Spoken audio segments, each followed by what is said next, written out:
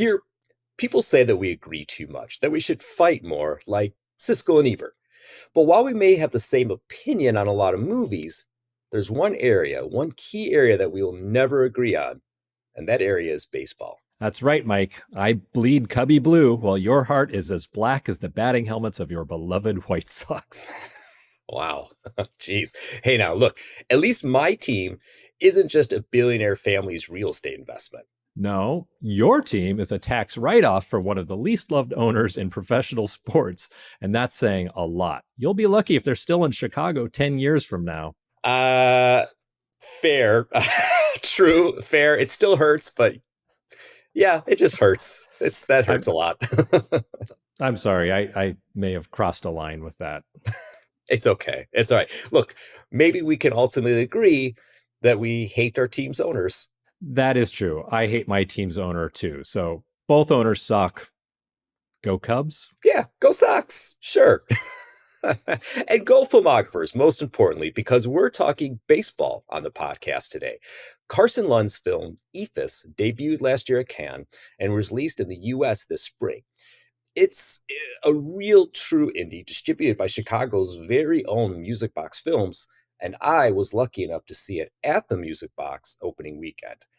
I absolutely loved it. I loved this movie, and I knew right away that I wanted to talk to Carson and learn more about how he made this really special movie. An Eephus is a rarely seen slow-moving pitch, so Eephus, the movie, may seem like it's going to be inside baseball, but it's not just for seamheads. It's a richly textured, confidently paced portrait of a group of men who are going through a big change in life and aren't very good at talking about it.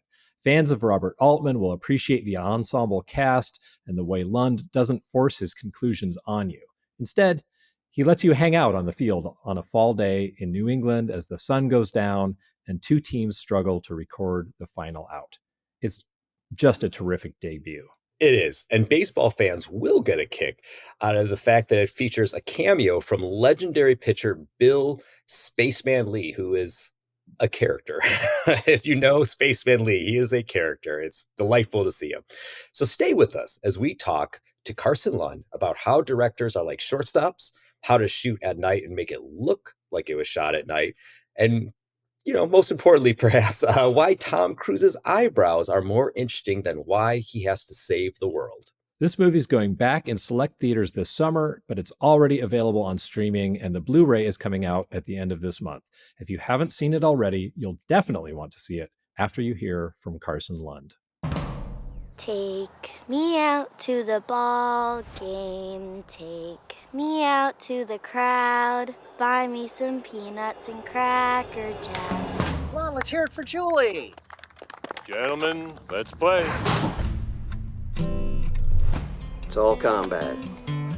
Life, this game, combat.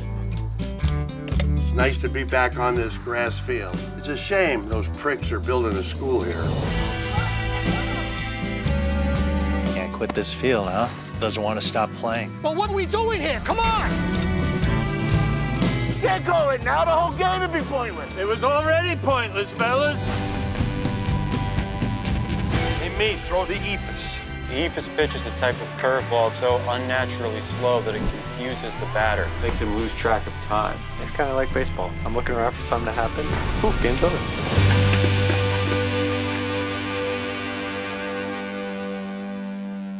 We are here with Carson Lund, director of Eephus. Really glad to have you, Carson. Thank you for taking the time to join us. It means a lot to us. Welcome to the show. Thank you.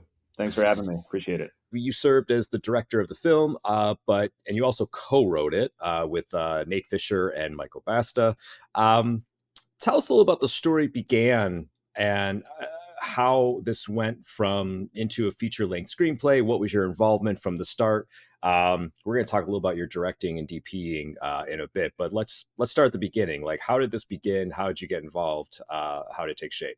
Well, I've been looking for quite a long time for some material that would excite me for a feature that also would be, kind of a frugal idea, economical, one location idea, because I am an independent filmmaker. I didn't have at least at that point, I had no connections to the industry, and I was just trying to think about how can I make a movie that excites me in a way that the kind of independent films that have inspired me excite me. Films like Stranger Than Paradise or Goodbye Dragon Inn. These movies that are so economical and so smart in the way they use the simplicity of means. So, I kind of been trying to think about that for a long time, but I wasn't in a rush to direct a feature. I'm also a DP, so I'd been working with other filmmakers for quite a while, and I've been playing in a rec baseball league for about a decade now in Los Angeles, and it was kind of something that I felt was a way to connect me back to my youth, actually, and where I'm from, New England. I'd sort of left baseball at some point during high school, and I missed it, and I decided to start playing again in Los Angeles, and found it to be a very, very, very relaxing activity, frankly, and something I felt I needed in my life that was otherwise quite, can be chaotic or too busy, and then you go play on a baseball field, and it's very serene, and I developed a nice bond with my teammates. We would only see each other once a week, but there's still chemistry there, and they become, if not quite friends, then it's a certain kind of friendship. And over time, I just started to observe certain things about that game, and remembered vignettes of certain games, and conversations with teammates, and over time, these sort of stuck in my brain, and I started talking about this with my good friends Mike and Nate, who are the co-writers, and it sort of started from there. We decided at some point, I can't remember the eureka moment, but we said, what if we just make a film that is like one of your Sunday league games, top to bottom. We start in the first inning, we end in the ninth. Theoretically, we can use that as a framework and just start brainstorming. And that was kind of the beginning of it. And the writing process took us a little over a year, mostly written through COVID, at a time when I think we were really, missing that kind of activity, running around in a field, being with people. Yes. So yeah, it was a funny writing process. We kind of wrote it as like a box score so that we understood everything that would happen in the game on a baseball level. And then from there, we could figure out, what do we need to see as far as action goes, and when can we kind of break away from that? So kind of like in a sense, kind of like a structuralist film. Like the film's whole form is subject to something that is its own sort of structure that doesn't have anything to do with narrative structure. And then you find a way to fit the human into that, the human aspect and the storytelling aspect. Interesting. I wonder if that's the first movie outline, the first movie that has been outlined as a box score or a baseball score sheet. I have to jump in and ask, it's a little unrelated from the movies, but you have something in common with the director we spent our first year of the podcast studying very closely, Steven Soderbergh, who was a talented youth baseball player. What position do you play? I've always been a middle infielder. I play shortstop on my team. And I played shortstop when I was young. I sometimes played second base. I also pitch a bit. I've always been an infielder. I like to be right there on the action. Are there any analogies to directing and playing shortstop, or am I reaching? Yeah. Arguably, yeah. You're sort of the captain of the infield and therefore the captain of the entire field. You communicate with the center fielder, who's the captain of the outfield. You communicate with all of your infielders, so everybody knows where to go with the ball and what to do in any given play. So in a sense, yeah, you are a leader, and you're kind of, a really pivotal. You're on a very pivotal part of the field. You get the most action. The ball gets hit there most often because most hitters are righties, and most people pull the ball slightly. So. If I could teach my kid one thing, it'd be to hit to the opposite field. Probably that would be. Yeah, I'm actually. I can't pull the ball. I'm an opposite field hitter, inside out swing. I hit the ball to right center all the time. So, good for you. There you go. I don't know why people pull the ball so much. It's difficult for me. that's a gift, man. Because as like you're saying, like mostly it's just a lot of pull hitters, like, and still, we can talk about this all. I'm a Sox fan. You want to get into mechanics? We can we can talk mechanics for a little while. Yeah. Oh yes, I'm sure our listeners would love some detailed baseball breakdown. Yeah. Let's talk about mechanics though of directing, because I'm fascinated that you are coming out of being a DP. Now this is your first time jumping into directing a film. What made you? I guess it's a dual question. Like, what made you finally make this leap, and what made you? I know that from what I read, that you had flirted with the idea of being the DP on your own movie, which would be very challenging, but you decided not to. But very Soderberghian, to your point. Very Soderberghian, exactly. I was going to say, yeah. Everything comes up Soderbergh. Yeah, edit it too. Have it edited within an hour of the film's completion. Like, why not? What's the big deal? It wasn't really a leap to direct, because I have directed many times in the past, but making short films or music videos. I've always been behind the camera and active in the creation of various films. I went to film school, film production degree, so I've dabbled in kind of everything at this point, and that you can see that reflected in the credits for Eephus. I was also the editor, the composer, the sound designer. So it didn't feel like a leap to direct. In some senses, yes. I had never worked on this scale. I'd never made a feature before. I'd never worked with this many actors or this big a crew.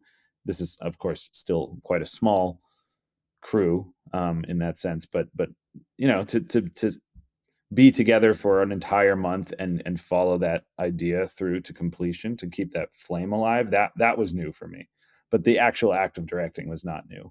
And I also feel that as a DP, you really have to understand everything about what the director's thinking and what the visual plan is, and the dramatic ideas behind that. So it's, having done that now several times with directors who are very close friends, and being involved in the process from a very early stage, I was able to kind of glean how they would go through the process and apply that to what I did as well. But no, it was just a recalibration of my focus and attention, because what I realized early on was that there are just so many people here, and being a director is so much about communication, and at every step of the way having to elucidate something for someone.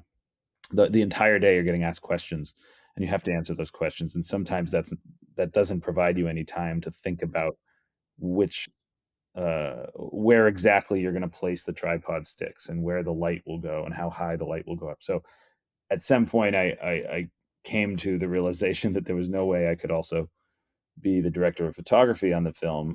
At some point, maybe if I make something very small scale with just a few actors, I think I can do that. And I think it would afford me, a greater sense of control, to be able to also hold the camera. Mm-hmm. But, I decided not to do that here, which I think was a very great choice. And I was able to lean on my friend Greg Tango, who's a very, very skilled, proficient DP who works in New York and has a wealth of experience. He'd never shot a feature, but he's worked on shorts, and he's done a lot of commercial work. And I knew he had the chops for it. And we started talking about the film pretty early on, after the script had been done, and I kept him abreast of the scouting process. And once we picked a field, we were in conversation about the different qualities of that field and the light on that field. And I started to take photos of the field from all the different angles that then make their way into the film. And I kind of constructed storyboards out of my photos. I don't want to say I held his hand the whole way, but we had so much discussion in the early stages that by the time we went into production, I felt like we were so aligned on what needed to be captured and how, that I didn't feel like I was completely, throwing caution to the wind. It was a really unified front in that sense. But you talk about, having chosen a film that's, single location, something to make it more manageable, a lower budget film, which is always a great choice for a first independent film. But in another way, you bit off a really big challenge, because by the nature of your story, you have to have a minimum of 18 actors. This is a real ensemble film. You had a lot of people to work with. So again, you talk about being a shortstop, being a communicator, people firing questions at you all day long. That would be true if you were shooting a film with a cast of 3 people. But what was it like to work with so many actors? Yeah, we at first, that when we decided this is the film that we want to make, it was like, wow, this is going to be great. It's one location, and then we started to think about all the cast members, and it quickly became a little bit unwieldy, and especially in terms of like thinking about housing and transportation and all of these questions, and the budget just kind of ballooned a bit because of the personnel, and also because of the structure of the film and the way that in which it is semi real time, and there's a continuity of throughout the day of the light and the action. I needed to make sure that pretty much the whole cast was there every day. So it ballooned quite quickly, and what I like about the film, and what I'm very proud of, is that it is a sort of minimalist conceit, but it's as it plays on screen, there's a kind of like maximalism to it. There's so many voices happening at once, so many different lines coming at you, and so much action, and people crossing through the frame, and there's a lot to see despite quote unquote nothing happening, or us just being on one field. What was the question exactly? What was it like to work with that many actors, which you kind of addressed, but just the communication aspect alone, to have that many actors, and obviously it was more than just the 2 teams, but to have those people with you, all day, every day for the shoot, and keep them involved when they're not on, or just even physically placing that many people in the shot. It just seems like a real challenge for your first full length directing job. Yeah, it was extremely taxing mentally. I had to make sure I had a proper night of sleep every night, despite the fact that we would shoot all day. We'd go home, and myself and Mike Basta, who was also the AD on the film, we'd have to kind of schedule the next day, because we had a schedule to begin with, but then we had some rain early on in the shoot that threw everything out of whack, and so we kind of had to freestyle the schedule as we went. So it was a very full day of work, but I had to make sure that I would get to bed with the ability to sleep for 7 or 8 hours, so my brain was sharp the next day. Otherwise, I wouldn't have been able to manage this. But yes, it is. I love my cast, but it was at times a needy bunch. There's so many of them. They all had questions about performance, and also about the game situation at any given moment, and then also about how to play baseball. Sometimes some of them would have questions about that. I made sure I cast people who had some experience with the game, but I was at times surprised in rehearsals that by people's somewhat a degree of unfamiliarity. I had to get them back up to speed, and then even throughout the shoot, I have to tinker with the positioning and with the gestures, and make sure that they look like a baseball player, even though they don't need to be a great player. That's not the point of the movie. The point is just that they seem like someone who's played this game for a very long time. Maybe they've lost their chops, but they still have a sense of how to do it. They move like a baseball player. So the whole time I'm having to answer and a lot of people are talking over each other, and fortunately I have other people there, like Mike as the AD, who is extremely on top of things as well, and was able to answer a lot of the questions and shield me from some of those questions.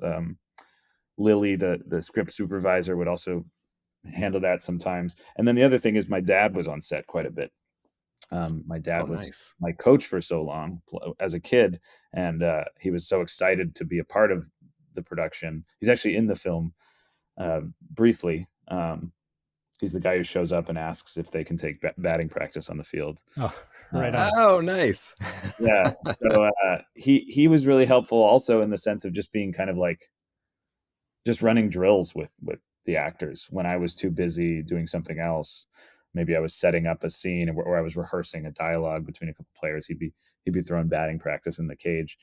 So there were a lot of needs going around, and fortunately I had a team of people that were able to answer to those needs. And the other thing is that the days weren't exceedingly long, the production days, because we were shooting in October and there's only so much daylight.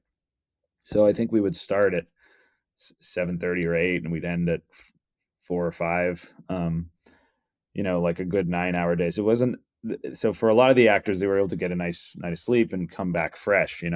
My brain was always working, but I felt refreshed as well. And we're on a baseball field. There's a lot of, it's nice weather. There's a lot of space to roam around. It's fun. After lunch, we can all go out and like play catch or hit a few balls around before we had to get back to work. So there was a sense of always kind of like, if there was a lot of stress buildup, we could just kind of take 20 and throw the ball around. So it's like a metaphor for the movie itself. Yeah. And I also think that a lot of the questions that they might have had sort of solve themselves by virtue of just being together on the field. And if they had a dramatic question or a question about character, sometimes the other actors would help them through that, because it is such an ensemble film that if someone doesn't quite get the tone of a moment, the other actors are there to help guide them through it. So yeah, the whole production really is a metaphor for the film. I mean, it was a movie made with love by a bunch of friends. We became very, very close. The camaraderie that existed on that set was much like what you see in the film.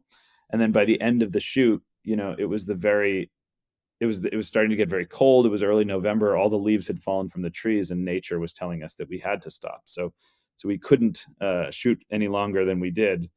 And I think that's in a sense, that's kind of what the film is about. You play ball, kid? Yeah. Do yourself a favor. Don't. You're, relatively, I would say, a young man. I would argue, I feel confident saying Keir and I are a fair deal older than you.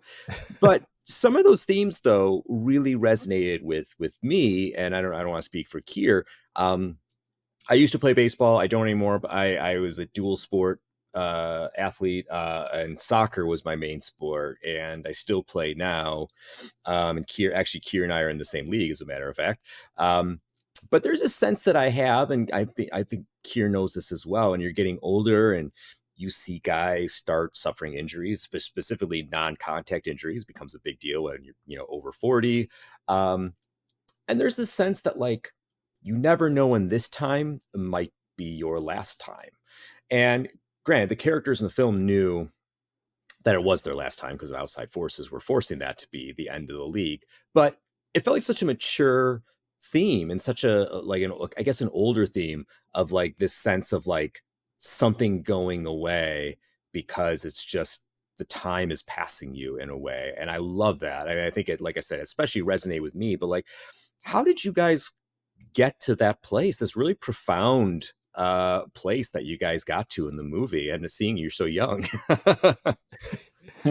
I'm 34, so I think you're a young man. Yeah, Carson.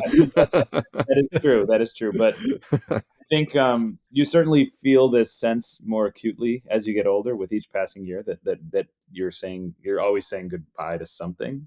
Mm-hmm. But you're always, although you feel it more as you age, you're feeling it your whole life. You just don't know how to articulate it. You're always leaving something. Something's always in flux. Something's always evolving. And I just think, as someone who grew up in New England and moved across country, I felt those changes very, very acutely. Just because I live in such a different climate, different atmosphere. I have a whole bunch of different people around me than I had when I was young. So I don't see my family as much as a result of moving. So I've just become aware, not in a miserable kind of way. I mean, it's just a sense of awareness, or kind of a Zen awareness of, man, things are quite different for me now than they were 10, 20 years ago. Sure. That's, maybe not everyone has that realization at my age, but I think also we live in a rapidly accelerating world right now, which I think is distinct to the last 30 years. Everything's always been in flux, of course, but as a result of the internet, things have changed so much. Social life has changed. Social space has changed. The physical world, the built environment around us, is always changing in a very, very rapid way now. That is quite different from when I was young, where things felt like there was some permanence, as a kid, and there was Yeah. a lot of parks and green space that I was able to enjoy as a kid that I feel like I don't have easy access to now. So I've just become kind of aware of these things. I've always been an introspective person, and so I naturally kind of think about this stuff.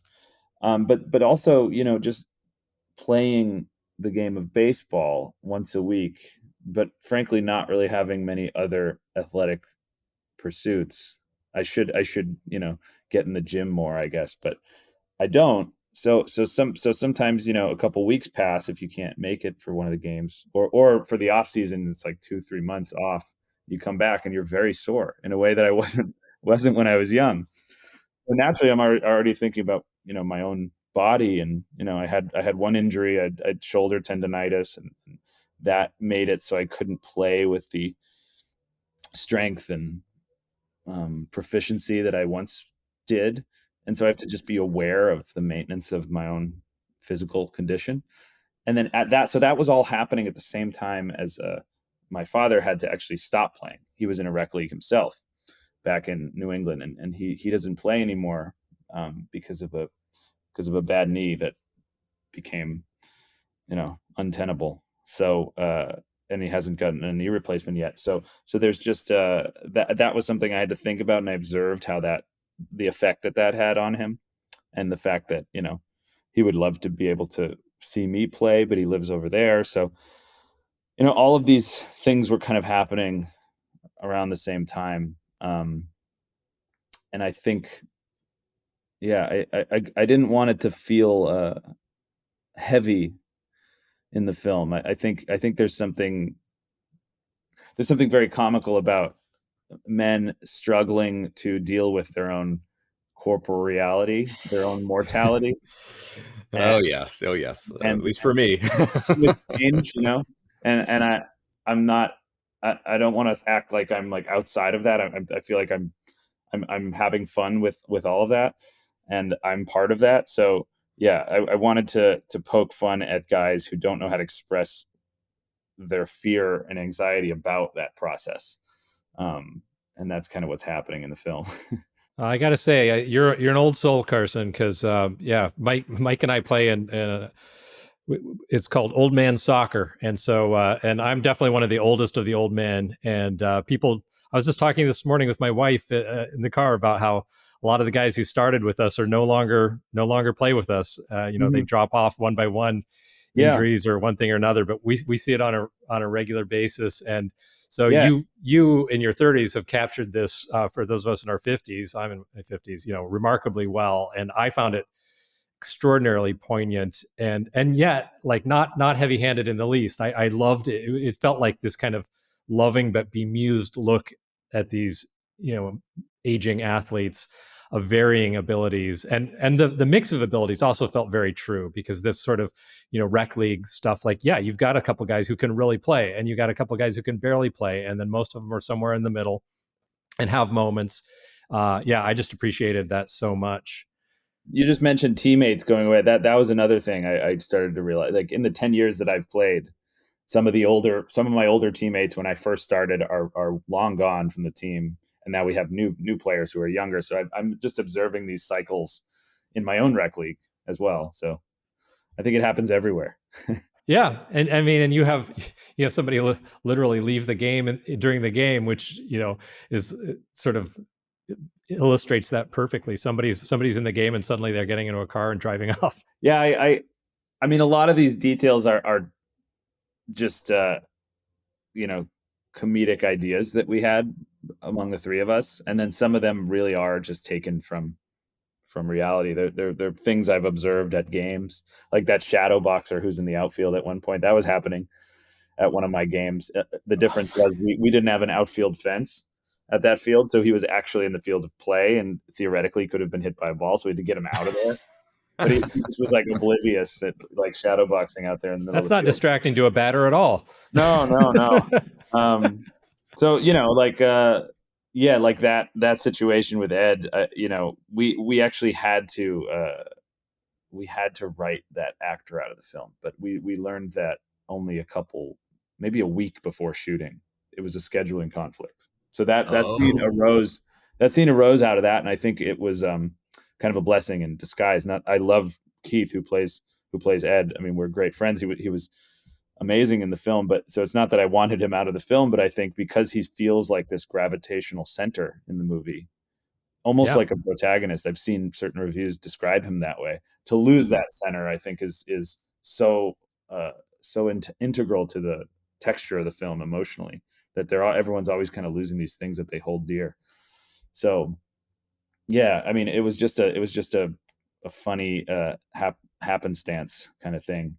But I also have observed, people in my own rec games having to leave midway through. So it kind of derived from that.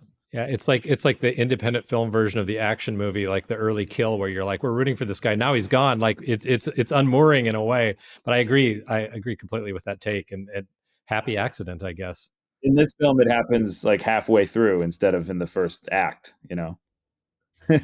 Right. Yeah. Right. It's like your Psycho moment,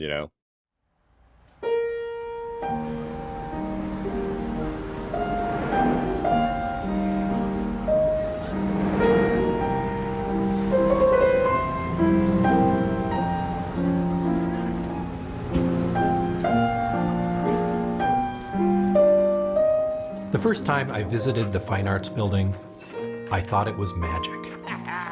Gather around, my children, and I'll tell a tale of woe. I also thought it would vanish from my life.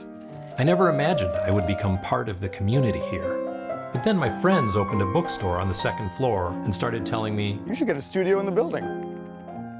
I already had an office at home, so I told them, yeah, right. All right, here we go. 8th floor, going up. But the more time I spent here, the more I began to fall under the spell of the Fine Arts Building. Sure, I love the beautiful architectural details and going to work in a place where so much history has been made. But more than that, I love working in a building where history is still being made.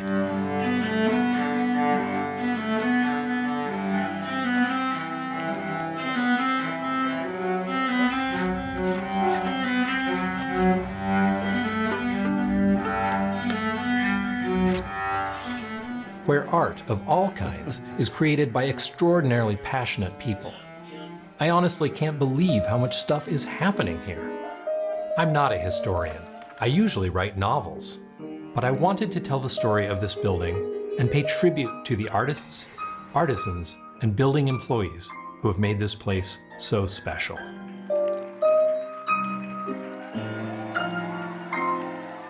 Too often, the arts are seen as a luxury, but they are essential to our humanity. I hope people who read this book will be inspired to become patrons of the arts. And I also hope they'll visit the Fine Arts Building, whether in person or through the pages of my book. Have a good day.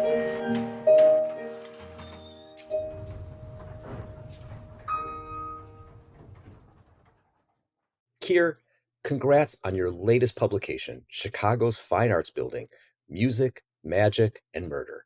This is one wonderful book and a terrific short film to promote it. Thanks, Mike.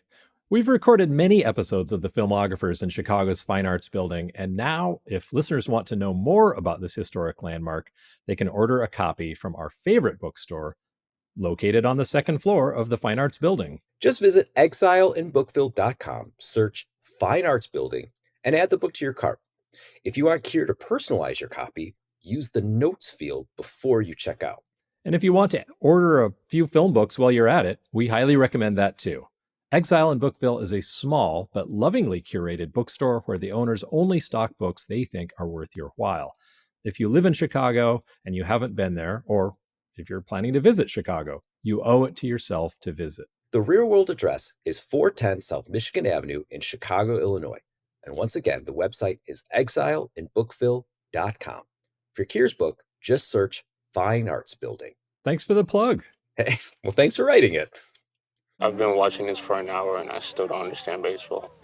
Yeah, I did want to talk about the night shoot. I wanted to, because that night shooting is hard. It's very hard. I love how you guys, it felt like a dual creative solution where they want to keep playing. And I think that was perfect. Again, getting to the metaphor, they're just not letting go, so that you bring up all the cars, you put on the headlights, light the field as best you can, even though it's still very dangerous to be playing, but like, how did you guys navigate? Like, how many nights did you guys do? Like, I'm always fascinated by this kind of stuff, because like night shooting is hard, especially indie film. Night shooting is really hard because it's just lighting is very challenging. I mean, you have the headlights, they're helping, but still gives you a lot of work to do. So how did you guys tackle that? How long did it take? And it looks, like I said, it looks terrific, and I love that it's in the movie, but my own creative brain is like, oh man, this is tough.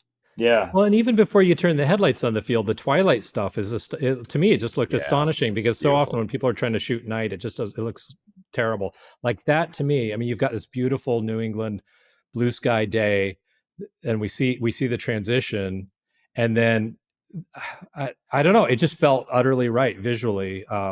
The way it slowly gets dark, and when it's dark, a little too dark to play. It took me back to playing, like work up in the street in front of my house with, baseball bat and tennis balls and a few friends. And it's just like, you're losing the ball. Like, I'm just curious in the whole night shooting process, as Mike is. Yeah, I've had a lot of people say that the dusk portion of the film reminds them of being a kid. Yeah. And it's true. It's not like a look that many films go for, because obviously people want the audience to see things. In this case, we are able to push it to the point of almost unintelligibility. But it's true. There is something about playing in a field as the light fades, and you want to use every last bit of that light to finish what you're doing, and that reminds you of being a kid. And then your mom calls you in for dinner or whatever. So yeah, I guess I'll take it from twilight through the night, and I'll explain kind of that process. But the twilight scenes, those were actually shot during the day, like a day for dusk process, we called it. In the same way that like an old Western would do day for night, we did day for dusk. But the thing is that oftentimes those old Westerns are using day for night, and in a way where they're using they shoot during the sunlight, so there's hard shadows and it doesn't always look completely real. We basically decided early on in production that if we had a gray day, that we would use those moments to shoot this day for dusk look. And we did a few tests to figure this out, where it's essentially you're doing a camera process where you're overexposing actually, and then you're using a LUT to create that look. So you're not losing the detail when you crunch it down with the LUT in post-production. So that footage right out of the camera looks very bright, but then when we do the process to it, you retain all that information, all those shadows, but it's this deep dark blue. And we really push that in post. At one point, the colorist said, "We really got to pull this out of obscurity here. Like we can't see anything." Well, it's like, well, that's what the characters are feeling. We found a happy medium, I think that we like. But even through that section, it's getting mildly darker as you go. So that process was actually technically quite simple. We didn't do any lighting for that. We just simply had a gray day, very flat lighting, and we shot those scenes. And then we ended up having more gray days than we needed. So we shot that whole section of the film quite quickly, because we had a lot of gray days and rainy days early in the month. And then we had to figure out what to do with those gray days. that we kept getting after we'd finished that section. So with that part of the film, not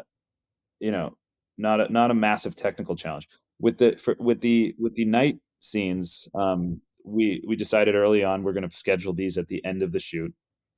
We're going to do a whole week of overnights. So starting at right as the sun is going down and finishing very, very early in the morning. And I think what we didn't want to do was potentially squander some great foliage while shooting night scenes. So we didn't want to put it early in the month, and we didn't quite know when the foliage would bloom. Yeah. In October, you never really know. So we decided, let's put that at the end of the shoot, and then we'll actually, if we see the spindly trees with all the leaves off of them, it'll actually lend it this kind of funereal quality. So it was a kind of win-win. However, what that resulted in was the very cold nights. Cold, yeah. Early, it's like late October, early November at this point. And it gets down to, like, in the Blackstone Valley there, it gets down to like upper 20s some of those nights. And the field is like rock hard. It's freezing over. It's funny, actually. They would all be huddling in the dugouts when they're not shooting, and then the infield was a little colder, and then the outfield was frigid because it's all wet grass underneath you, frozen grass. One of the characters says that in the scene. Yeah. He's like, yeah, it's colder out here than it is in the dugout. Yeah, no, it was like it dropped a few degrees when you went into the outfield. So we were all bundled up. The crew was all bundled up, but the characters had to continue wearing their jerseys. We couldn't suddenly have everyone wearing bulky coats. So it was we had thermals for them to wear under the uniform, but that was a big challenge for them, and it didn't have that whole week did not have the same sense of fun and camaraderie that the rest of the shoot had, because it was late at night. They would be in the clubhouse resting or just getting warm while the rest of us were working. So it was difficult. But and then the other part of that was that we had the cars in the field and they kept breaking down. So we had a PA who was basically on car duty. They'd have to jumpstart the cars quite frequently. They're very old cars that are not used to. It's quite a collection of cars. Yeah. Well, it was a local, this guy, Bob Josie, who I'm forever indebted to for having lent us these cars, kind of a last second savior. We needed a number of vintage cars, ideally like 80s and 90s cars, but he had these amazing muscle cars from like the 60s and they were just beautiful. And at first I thought, this isn't actually quite right for the characters, but I think in the long run I felt like, these are all characters who are clinging to tradition, and actually it makes a lot of sense that they would have these. But that's beside the point. I mean, these cars would break down. They weren't used to being out in the cold like that with running their lights for that long. And we also couldn't have them on when we're recording because they're producing too much sound.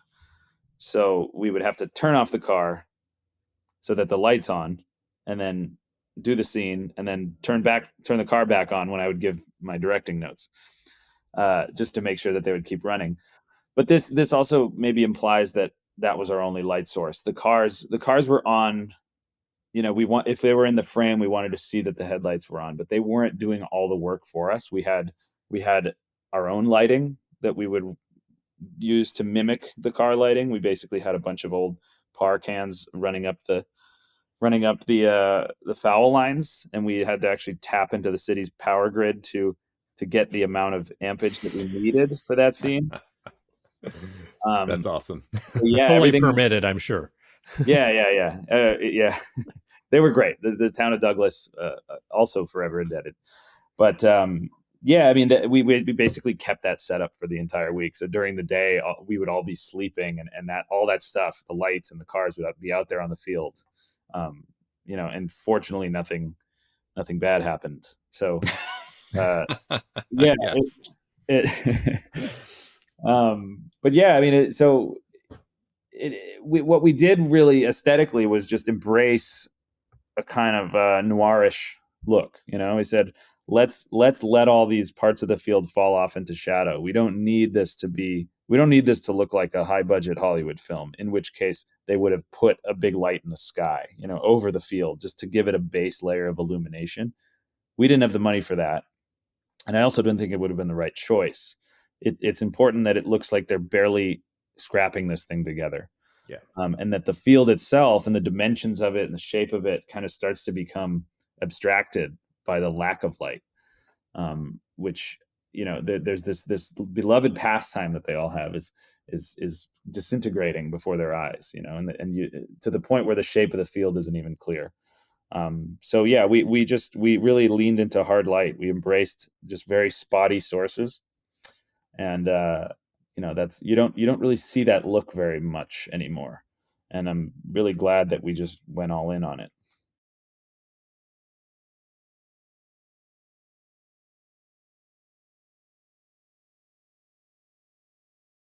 Yeah, something I appreciate. Most movies, and Keir and I have talked about this, like their sense of light and season are so minimal. Like there are no seasons in movies anymore. Like it's sunny is the season, and like you have true fall, the season. It kind of reminds me of like Hoosiers, that actually Hoosier, like the passage of and Hoosier goes from like fall into winter as the season progresses, and you have a true passage of a day. You have a true season. You have a true night that looks like night. Like you said, it's not like glaringly lit, so it just like you can tell it's night, but it's not like it feels like true night. The fall feels like fall. Everything feels the way it's supposed to feel of an authenticity of these seasons and time. And it's a remarkable job that you and the crew did with this. It truly is. Thank you. I really appreciate that, because and yet I'm very confused as to why this quality has left movies. I mean, to me, cinema is so much about capturing the tangible physical reality that we exist in. The camera is a documentary tool, and you want to capture all the nuances that we are given by the natural world. I don't like. I think films have lost a sense of place. Films have lost what you just described, a sense of weather and a sense of texture. And this is what really excites me about movies, is to feel those things. It's not just about, enjoying a story. That's sometimes a nice side effect, but I think some of the films I love the most are completely non-narrative, and there's so much more about just the delighting in the physical world, showing us beautiful light or showing us beautiful trees, so yeah, that was really key. It's like I didn't want to make a film that could be set anywhere. In theory, yes, this baseball game that we see in the movie could actually happen all across the country, but I wanted to root it in this very specific place where there's, because of the material reality and the natural reality of the world around these characters, they feel things in a different way, right? When you play fall baseball in New England, you feel that fleeting sense of time passing. You feel that the winter's coming, it's getting colder every single day, and in this case, it's getting colder throughout the day, and the leaves are falling in front of your eyes, and that makes it feel all the more precious to be playing, because you're not going to be able to play for a few months, and that's something I actually think I've lost a bit living in Los Angeles, is that idea that the natural world can remind you of the transience of things. You get sort of stuck in a purgatorial limbo here where it's all the same. This is why I make sure to go out to the mountains. I make sure to go out to the desert and really feel those distinctions. But yeah, no, that was really, really crucial. And when we conceived of this film, I wanted the audience to feel vicariously what the characters are feeling, and to experience the different gradations of a sunset. I think sunsets are shorthand in movies so often. It's just like a pictorial thing. It's like, let's put the sunset in the background, but I want you to actually feel every beat of that sunset, because I don't think we experience it, or I don't think we take it. I don't think we appreciate it enough. We take it for granted. It happens every day, but we don't really witness it. True. So yeah, I think when that happens, there's a visceral sense as an audience member when the whole theater is darkening. you feel what the characters are feeling. You feel this sense of loss without quite knowing how to articulate what's happening. So that was all super super critical, and that's why I needed to shoot it in New England, as opposed to, if maybe someone would have offered, oh, there's this great field out here, it's cheaper to shoot here. That didn't matter. Or like, this state is a tax incentive versus this state. And it's like, I get that, but for me, like, the place and the sense of texture in that place is so crucial to telling the story. You mentioned earlier on some of the films that kind of made you interested in filmmaking. Were there specific films that you were thinking of as reference points for this? Whether that texture of the weather, or just, some people don't do that, but some people like to have a few works of art that they're kind of holding in their mind as they're making their own. Yeah. There were definitely many films, and none of them are baseball films, to be honest. But there was an early idea of this movie before it became what it is. If I didn't find the budget that I felt I needed for the film, I would have still made it, but it would have been under a kind of more avant-garde or observational context. I think I'm thinking about, like, a lot of the early inspiration were films by, like, James Benning and Peter Hutton. I don't know if you know these filmmakers, kind of like I don't. inspirational avant-garde filmmakers who use the camera to document the natural world. Very long takes, fixed camera.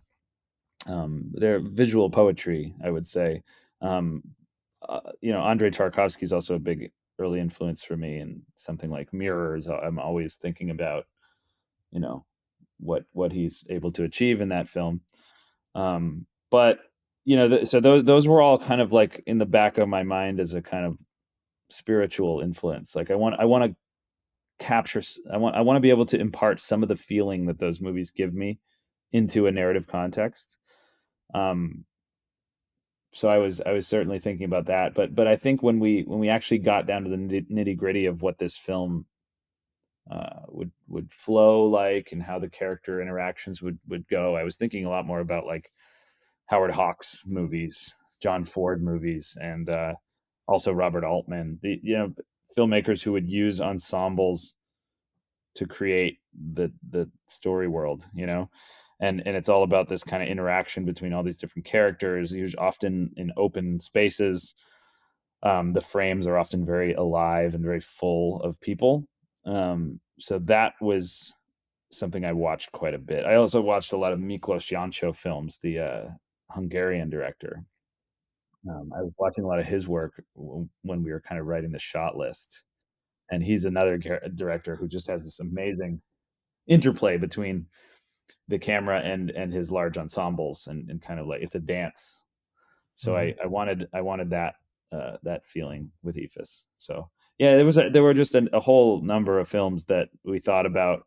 I've said many times, Goodbye Dragon Inn was a key inspiration on just the general concept of the film, and then other films like Prairie Home Companion or The Last Night at the Alamo, those are all films that are about, like, the end of something and a bunch of characters having to deal with that. So yeah, for me it's a whole bunch of random from all over the globe, frankly, and none of them were baseball films. Well, yeah, I mean, like, I see that. I mean, I see in one movie that I thought of, and it's funny you mentioned Hawks, I thought of, like, Only Angels Have Wings, because this is a baseball. It's also, and it's not just this, but, like, there's a sense of hangout movie to it, that, like, very much, exist in Only Angels Have Wings and other stuff like that. Even, like, other things Hawks made, even things El Dorado, Rio Bravo, things he even remade himself. Yeah. Absolutely. No, I love those films so much. I love that they are about the character interactions, and that's the plot is in service to that. It's not the other way around. I don't think films need a crackling plot to be great. No.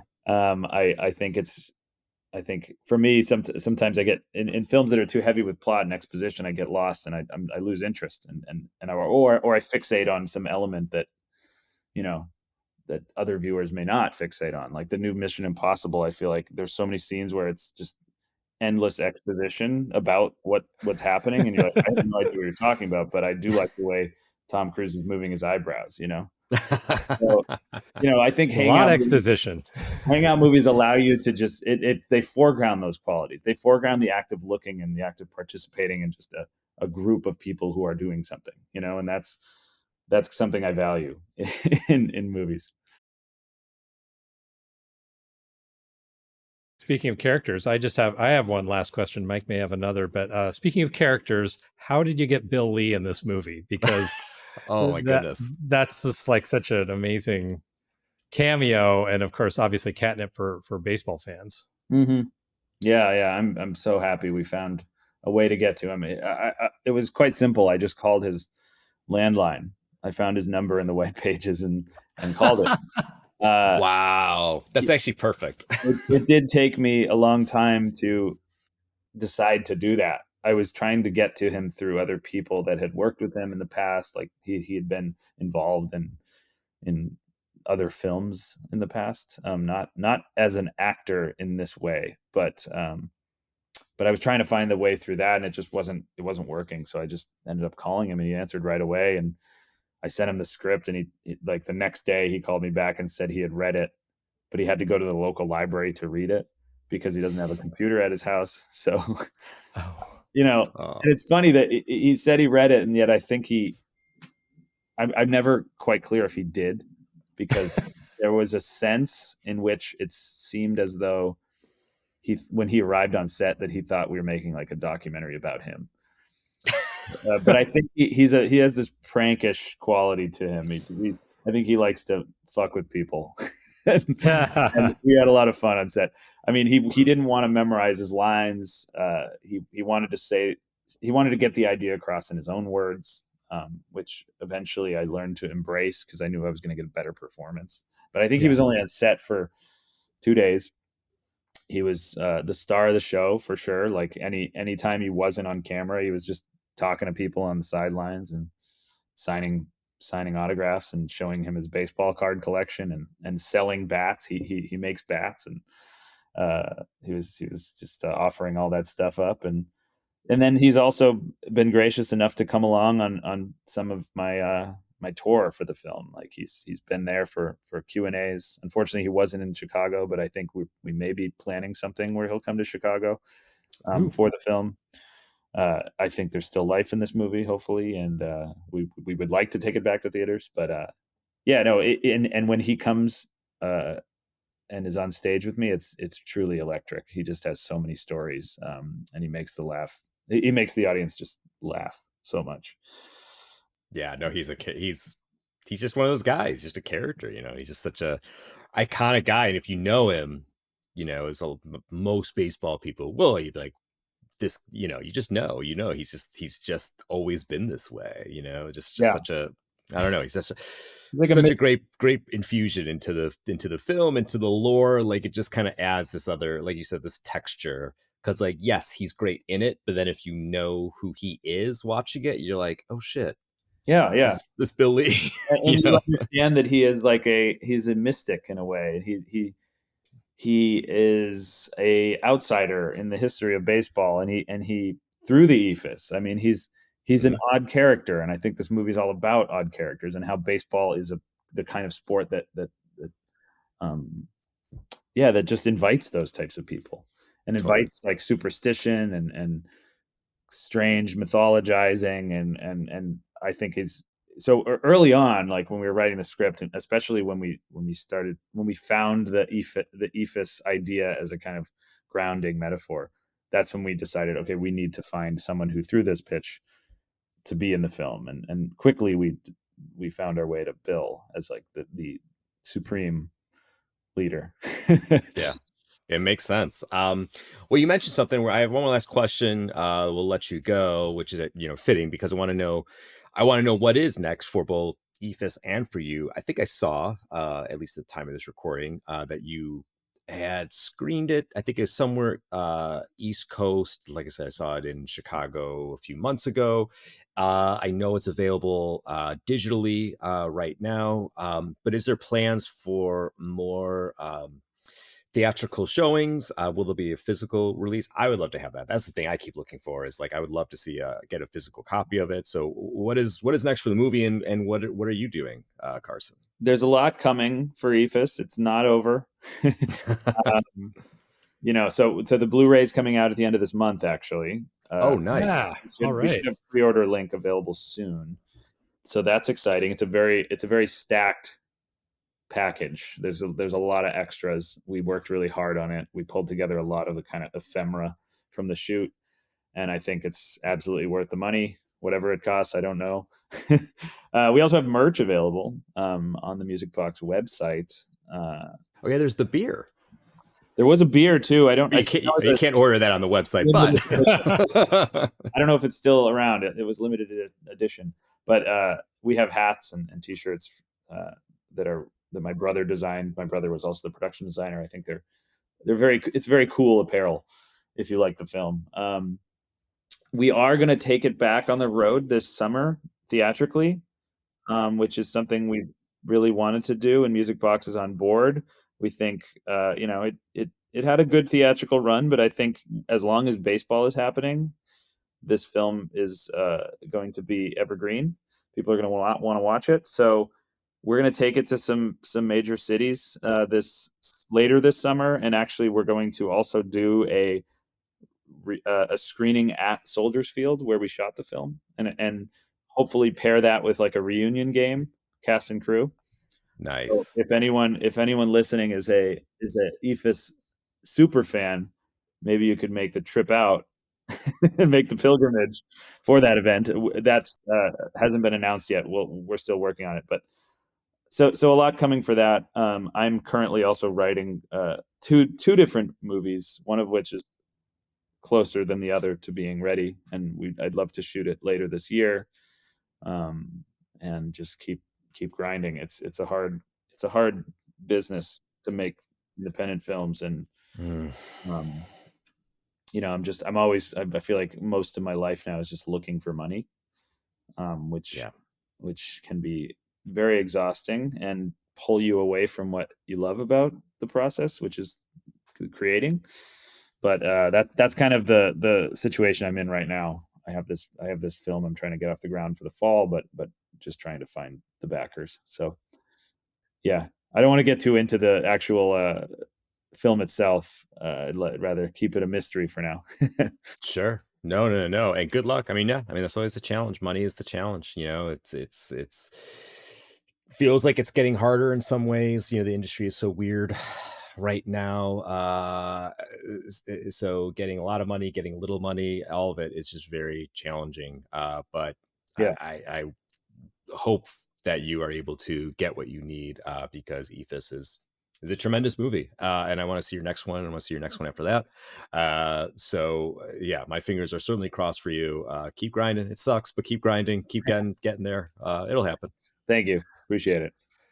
Yeah. Thanks so much for joining us, Carson. This has been a delightful conversation. We will bang the drum for Eephus and share it with our listeners for sure, and we'll be eagerly watching to see what happens with it and with you. Great. It's been awesome to talk. So thank you for having me. Thank you, Carson.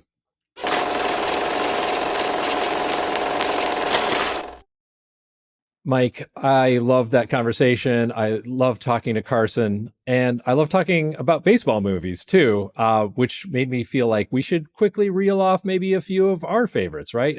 Baseball, I would say more than most sports, is well represented in films. What do you say? Should we give it a try and do a quick top 5 baseball films? I think absolutely. And you're right. Baseball movies they're always given the best movies. Baseball's given the best movies. I'm still waiting for a good soccer movie. I think Damned United is kind of all we got. I disagree. I think there's another really good soccer movie, and it's called Shaolin Soccer. Oh, damn it. That's right. Also Ladybugs with Rodney Dangerfield. There we go. See, so many high quality movies.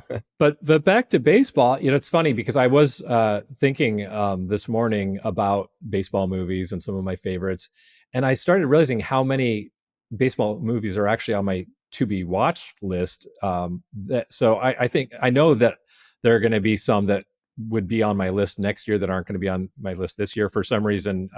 Whatever. I think we all carry around lists of hundreds of movies that we want to get to someday. Oh yeah, and I'm sure your list of movies you've watched, baseball. I mean, I've seen, and I'm sure you have as well. I've seen I don't countless baseball movies, and it was even hard to pare down the 5 of that, and then realize all the movies you haven't seen on top of it. There's a lot of baseball movies out there. There are a lot. So I'm going to lead off my list with Moneyball, which is more recent and maybe not an all-timer classic like, Bang the Drum Slowly or something. I don't know. But like, it's a super entertaining film. And one of the things that fascinates me most about it is just sort of like, it's like, if you've read the book, it's like, how do you film that? And I think they really cracked it. And also interesting in that there's a little Soderbergh sub story in there that we talked about earlier in the season. But I'm going to keep this moving along. I'm going to say Moneyball number 5 for me. That's a great pick. I'm gonna go with number 5, and these aren't in order, but I'm gonna go with an oddball pick. And that movie is Everybody Wants Some, directed by Richard Linklater. Speaking of baseball hangout movies, like we were saying with Eephus, Everybody Wants Some is basically a hangout movie about a bunch of college bros who are just starting college, some of them, and it's just about the camaraderie of guys playing baseball. Not introduced us, but was a really breakout role for Glenn Powell when we got a glimpse of his charm and his humor and his damn good looks. And it's just a really fun, pleasant movie. And like any Richard Linklater movie, has that deeper undertone, philosophical undertones that really elevate it to something special. I can watch that movie anytime, any day. I love Everybody Wants Some. Cursed Glenn Powell and his good looks. Damn, that's a handsome man. That's an excellent choice, and I love it because I feel like that is Glenn Powell.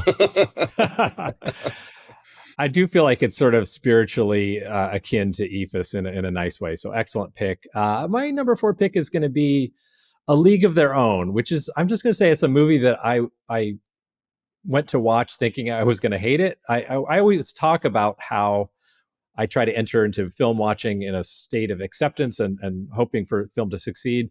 This was a rare exception for me because I was like, oh, Rosie O'Donnell and Madonna, like, people I don't think I'm gonna love in a baseball movie.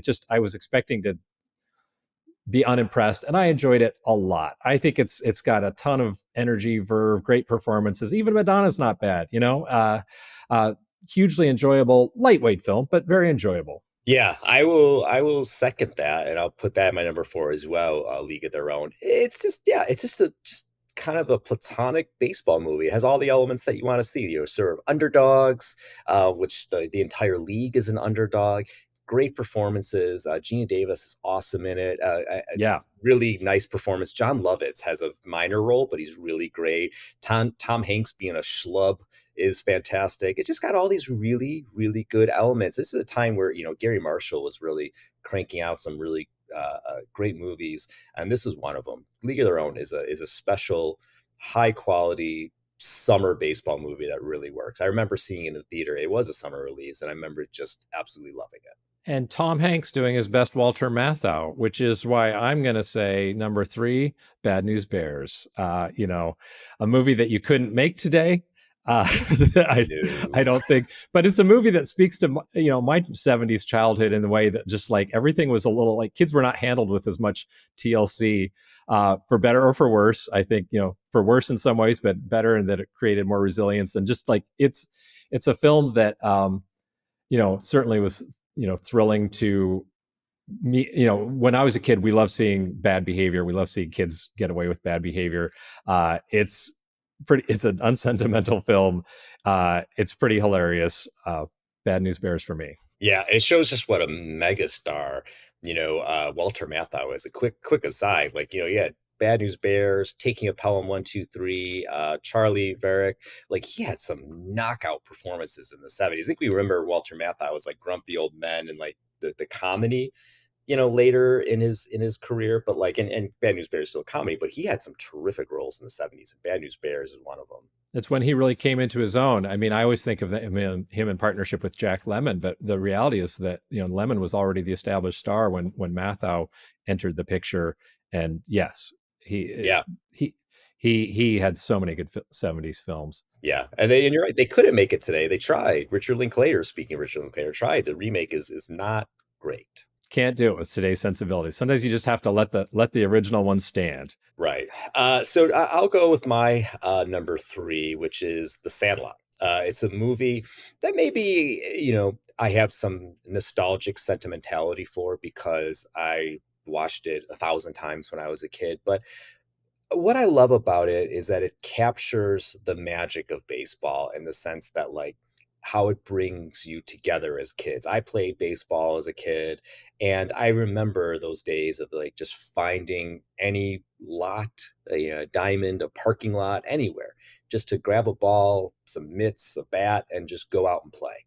And it really captures that sense of wonderment, especially during the summer, and how you bond, like everybody wants some, you bond over the sport. And it creates this almost spiritual bond that a lot of people have talked about, the spirituality of baseball and the slow paced and the standing around. And it's meant to be slow. It's meant to be paced. It's meant to be a thinking man sports in some way. And like Sandlot really digs into the beginnings of that. And there's something just so sweet and pure about that movie. And I just really love it. It's always going to have a special place for me with my relationship with baseball. I mean, what's baseball without a little nostalgia and sentimentality? I mean, it's a game that's ripe for that. It can go a little too far. I'm not a Field of Dreams guy myself, but I think Sandlot, very nice pick for all the reasons you stated. Field of Dreams is absent from this list. I'm going to go in a completely different direction, much more cynical direction for my number 2. I'm going to say 8 Men Out, John Sayles' marvelous film. I just feel like probably Mate One and 8 Men Out are like Sayles. Well, God, Sayles has so many damn good movies. Lone Star, but like those are films of him at the height of his powers. 8 Men Out, just obviously an endlessly fascinating story. Kind of is coming back into the headlines again with the Major League Baseball's decision to reinstate formerly ineligible players for eligibility for the Hall of Fame. We could spend a whole podcast episode talking about that misguided move, but anyway, it's a Chicago story. It's a human drama. It's got a great ensemble and rich character work, and it's just wonderfully shot. It has a great period feel. 8 Men Out. I want to go watch it again right now, honestly. Yeah, great movie. And I find it very interesting, Keir, very interesting that in your list, you have a Sox movie, the Rookie of the Year, is absent, at least so far. Maybe it's your number 1. I don't know. I don't think so, but a Sox movie and no Cubs movie, just say it. You win this round, Mike. You win this round. Rookie of the Year is not on my list. Although I do think that's a great movie. It's a super fun movie. But it is fun. Yeah. My number 2, I'm going to go with. So, okay, I'll just get into it. So my number 2 will be Bull Durham. I think Bull Durham is arguably the one of the greatest American screenplays ever written. Ron Shelton, who just mastered the sports movies. He also did White Man Can't Jump. He also did Tin Cup. Neither reached the heights of Bull Durham, but I don't know how you possibly can. Bull Durham is so good.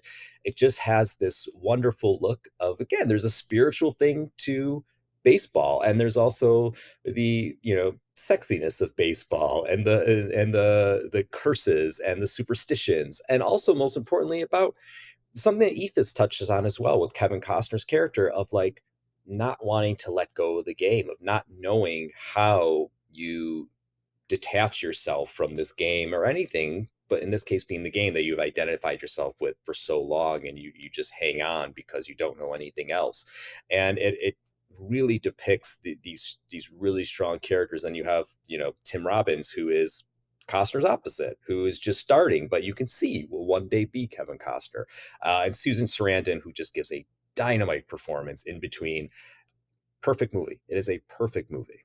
I am going to be curious to see your number 1 because that is my number 1, Bull Durham, for all the reasons you eloquently stated. It's a film that it's great because it's a well-crafted commercial Hollywood feeling film that also manages to have just enough kind of rough edges and capture some of the grit around minor league baseball. It's thematically rich and also thematically consistent.